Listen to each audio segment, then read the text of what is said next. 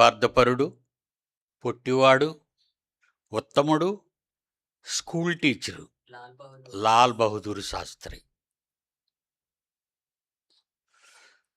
ఆ రోజు పాకిస్తాన్ వార్లో, చైనా వార్లో మనకు అడ్డగా నిలబడినటువంటి రష్యాతో స్నేహ సంబంధాలు ఏర్పాటు చేసుకొని రష్యాలోని తాష్కంట్ అనేటటువంటి పట్టణానికి రష్యా వాళ్ళు లాల్ బహదూర్ శాస్త్రిని వాళ్ళ దేశానికి ఆహ్వానించారు.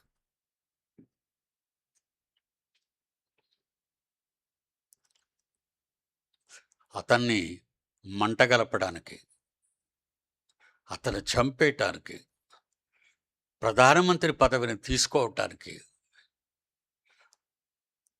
ఇందిరాగాంధీ కుట్ర పన్నింది.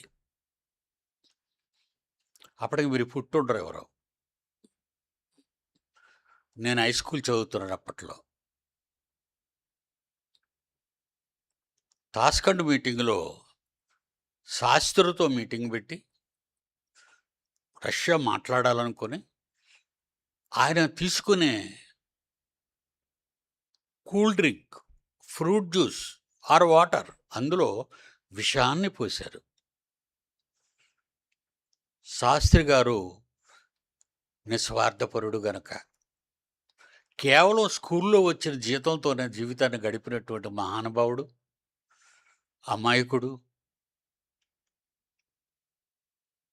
ఆయన్ని నిర్దాక్షిణ్యంగా చంపేశారు రష్యా వాళ్ళు